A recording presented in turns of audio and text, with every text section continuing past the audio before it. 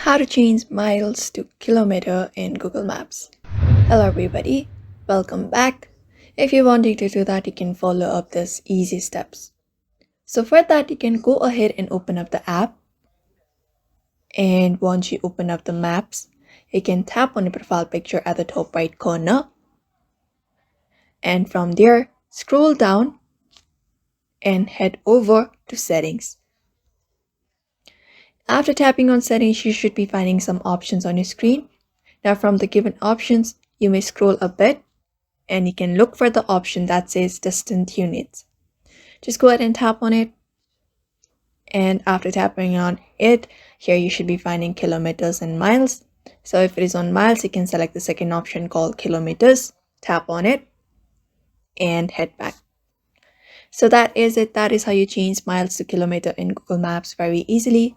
So I hope this video was helpful and thank you for watching this video.